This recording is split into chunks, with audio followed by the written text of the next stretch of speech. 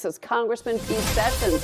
Congressman, so the Senate DHS funding bill set to go to the president's desk. You just heard that live report from the White House. We heard from Speaker Johnson in the last hour. He basically said that the Democrats have failed in their efforts in everything that they did, and they caused a lot of pain for a lot of government workers and those in Washington. Your reaction? Well, my reaction is that we have found a way, the Speaker found a way, the Senate found a way, the President found a way to get this funding mechanism done. I don't know that every member's happy with how they did it, but it is done, and that was a goal of the GOP. So we've now achieved that. The President will sign it. We will have people who will be paid. We can take that sweat factor off of us because we recognize we did not feel good about that, but it was a political, dicey circumstance that we were in, so it's done. We need to move forward and will. Yeah. All right. We're certainly going to be watching the next steps for this and when it gets to President Trump to sign. Congressman, let's move to the issue with Iran. What are your thoughts on these latest efforts from Treasury to bring Iran's economy to a standstill? I mean, one of the biggest voices, the loudest voices, has been Secretary Bessent, in particular, going after banks, going after crypto assets. Does this weaken the Iranians enough to bring them to the table?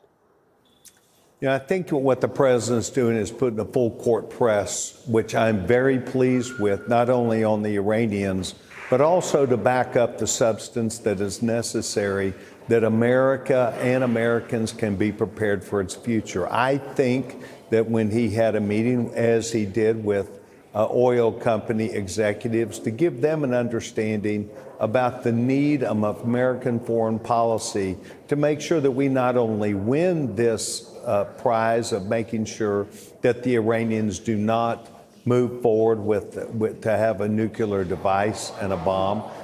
It gave us also a strong indication this is probably not going to last.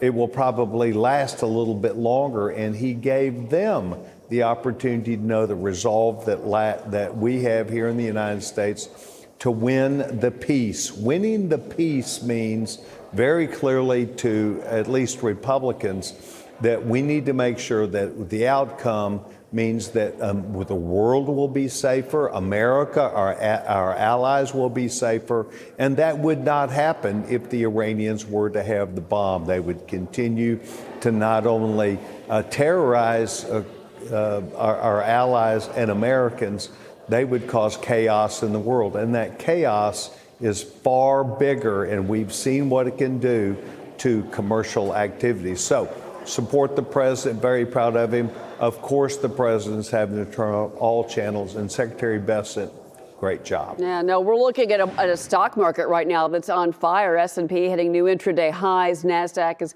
up there as well, sir. And you know, all of this as we're watching this new report come in that says that the United States is seeking to deploy hypersonic missiles for the first time against Iran. Even though that is a concern for markets, and we've seen that before, they're kind of moving past that news. What more can you tell us right now? Well, what I can tell you is that the president has gotten to the point, and I believe his not only his tendencies are to prepare the United States for this, but to also prepare ourselves for what we need to have in our back pocket, and that is we're going for the win. As I've stated before, this is about winning peace.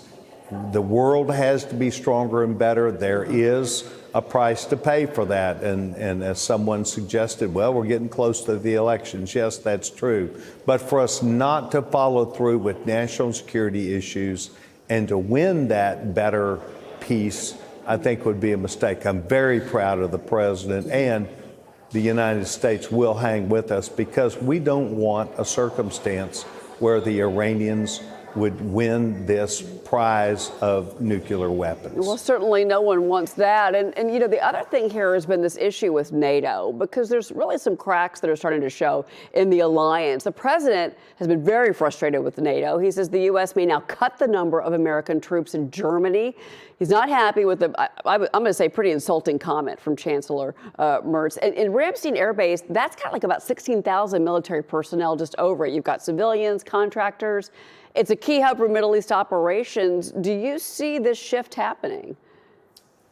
Well, I certainly know that the president has indicated his displeasure with the activity of people gathering together, sticking together with the United States on this. But in fairness, we need to also recognize that these are difficult circumstances. So it is my hope that the greater picture will be seen, that our friends in NATO and around the world, and we heard from one, and that is the King of England, who encouraged us to stay on task. He encouraged America to remember how important we are to freedom around the globe, and that there are adversaries also, but that we need to probably turn down the noise, probably at least what they say to us, but we need to produce the victory for the free world. And this has never been clearer than it is today. The Iranians will not yield. It will be a fight to the death of not only them, but a fight to the death that we're going to have to decide what we do with Iran. The president's been very careful not to destroy Iran, but to make sure that the Iranians have a country that's left. This leaves us in a difficult circumstance. I'm with the president. We've got to win. Yeah, and certainly those oil fields in Iran and the overflowing. I mean, them using these tanks and these old, storage facilities. That's got to add even more pressure to them. And you would know that coming from the oil-rich state, of course, of Texas. That's true, that's true. But I was talking about literally the cities where the IRG is holding up, where they have their major facilities, where they command and control. We're going to have to make some good decisions, and we're going to have to do it. And I think that's what the president's trying to do, to say to oil executives, please look long term. Let's see what we need to do. Let's keep the stability for the confidence that we have here in the United States. But we are in the long run for us to make sure that we have a stable world and markets when this is done. Congressman Sessions, it's always a pleasure to speak with you. Thank you for being with me today. I certainly appreciate it, sir.